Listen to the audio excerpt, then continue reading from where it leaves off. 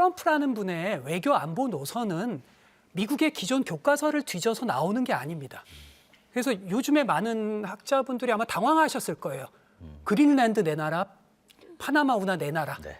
그러면 많은 분들이 고립주의인 줄 알았는데 이건 뭐지?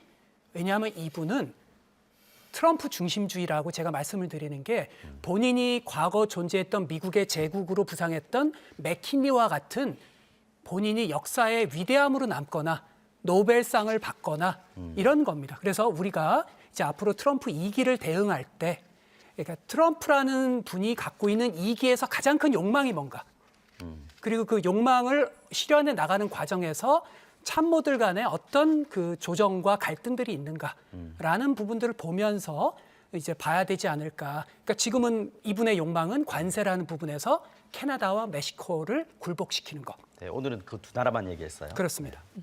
근데 이제 트럼프 2기 정부가 위협적인 거는 하나는 트럼프 대통령을 포퓰리스트라고 얘기를 하는데요. 사실은 트럼프 대통령이 그 1987년인가요? 41살에 그 신문에 광고를 냈습니다. 그 광고에서 지금 하고 있는 얘기가 똑같습니다. 그때 타겟은 주로 일본이었습니다. 저렇게 돈 많이 버는 일본을 위해서 우리가 방위비 쓰고 있으니 저 돈 받아내서 우리 노동자들과 우리 제조업 살려야 된다. 관세 높여야 된다라니까 트럼프가 단순히 포퓰리스트가 아니라 아주 오래전부터 가졌던 소신들을 갖고 있는데 더 위험한 건 뭐냐면 1기 때 비해서 의회를 완벽히 장악했다는 겁니다. 의회가 제동장치가 없습니다. 두 번째는 그러다 보니 지금 완벽하게 내각을 자기 사람들로 자기 충성파들로 다 채웠습니다. 더 강해진 더 위협적인 건 뭐냐면 다음이 없습니다. 대통령 2번밖에 못하기 때문에 재선을 고려한 정치적 고려도 안 합니다. 그러니까 무슨 얘기냐면 의회까지 장악한 막강한 미국의 대통령이 재선도 신경 안 쓰고 나이 70 중반을 넘으신 분이 40년 가까이 자기의 신념을 갖고 그냥 밀어붙이겠다는 겁니다. 이 상황에 우리가 처해 있다. 그런 점에서 훨씬 더 경각심을 갖고 이 부분을 대처해야 된다. 트럼프는 경력자이기 때문에 그 데이 원부터 지금 이제 시작을 했고 물론 이제 관세 관련된 언급은 나와 있지 않지만 이제 무역 정책과 관련된 재검토들과 관련된 이제 행정 명령들을 내렸거든요. 네. 뭐 예컨대 미국 우선주의 무역 정책 각서에 이제 서명해가지고 미국과 갖고 있는 여러 가지 무역 협정들 거기 뭐 한미 FTA도 이제 포함이 될 것 같은데 그런 것들 점검하라고 했고 그다음에 에너지 관련된 우리 뭐 배터리나 뭐 자동차나 이런 것들 전기 자동차에 미국에 투자 많이 해놨는데 이제 그거 관련된 것들. 특히 뭐 전기차 의무화 뭐 정책 종료하겠다 뭐 이런 거 관련돼 있기 때문에 이제 문제가 생길 것 같고 그래서 뭐 관세가 바로 지금 들어오는 건 아니지만은 오늘 우리나라 이름은 빠졌습니다. 일단은요. 예. 저는 안심할 수는 없죠.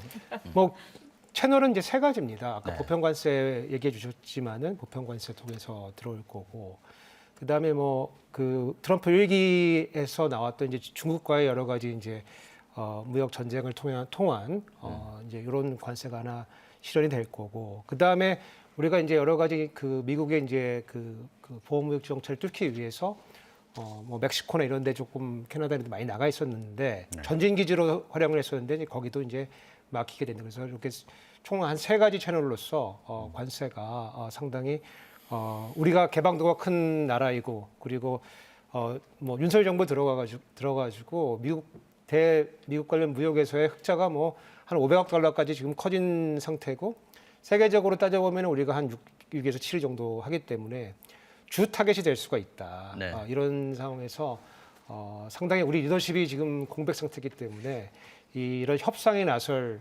리더십이 없다는 차원. 그리고 제가 가지 걱정하는 건 뭐냐면은 지금 우리 그 대통령 탄핵 시에 권력 그 승계한 분들이 이제 직업 관료들이거든요.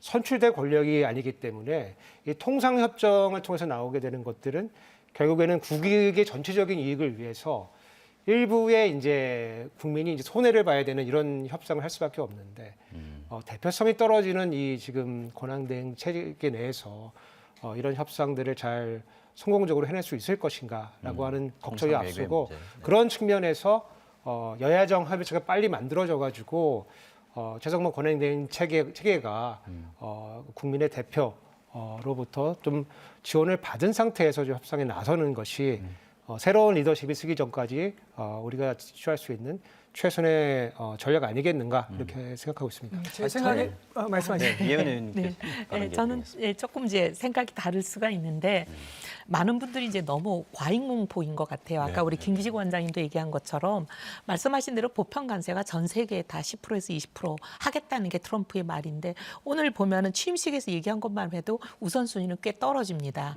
우선순위 벌써 이제 국경에 남북 국경에 뭐 비상사태 선포하겠다. 그다음에 석유 에너지에 대해서 비상사태 선포해서 모든 가스와 석유 영토 내 미국 영토 내에 있는 거는 뭐 무제한 시추를 허용하고 뭐 전기차를 의무화했던 거 처리하고 뭐 이런 게 앞에 쭉 나오잖아요.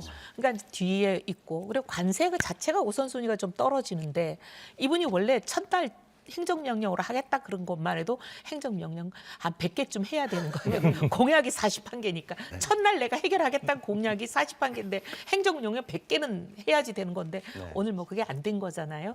그러니까 이제 관세가 조금 우선순위에 밀렸기 때문에 그렇게 너무 과잉공포할 필요 없는데 우리 이제 보편 관세는 또 후순인 것 같아요. 지금 여기는 대중 관세 50% 이것만 해도 60%까지 가는 게 이게 보통 어려운 게 아닌데 오히려 대중 견제가 오히려 우선순위가 더 높기 때문에 트럼프 행정부 입장에서는 거기에 오히려 더 많은 것을 쏟을 거고 그래서 지금 이 소위 리더십의 공백기에 우리가 마치 나라가 무너지는 모든 일이 와장창 일어날 거다. 저는 그렇게는 보지 않고 그다음에 우리 기업들이랑 지금 특히 이제 아까 말씀하신 관료들이 또 잘하는 게 예외 잘 찾아내고 지금 보면 이제 행정명령에서 예외를 찾아내서 우리가 예외 인정을 받는 게 어떻게 보면 단기 대응 중에서 가장 저는 효과적일 걸로 보거든요. 그리고 그런 논리 개발하고 하는 이런 거는 또 관료들이 잘 하십니다. 그러려면 또 한미 동맹도 또 중요한 하고 부분이죠. 그러니까 그런 부분에서 그리고 FTA 같은 거 많이 분명히 저는 이제 한미 FTA에 대해서 재개정 협상 또는 압력을 할 것 같기는 한데 이거는 한참 있다가 일이지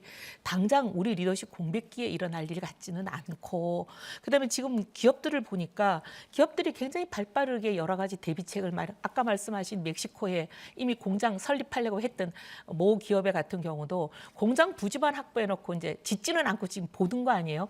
왜냐하면 캐나다와 멕시코가 우리보다 훨씬 관세가 높은 25% 매기겠다는 대상 국가인데 우리가 거기다가 왜 짓겠어요? 그러니까 이게 이제 다 이제 보류가 되고 기업들이 상당히 발빠르게 여러 가지 대응을 하고 있어서 그렇게 막 일부 언론에서 과장하시는 것만큼 공포스러울 일은 아니지 않을까.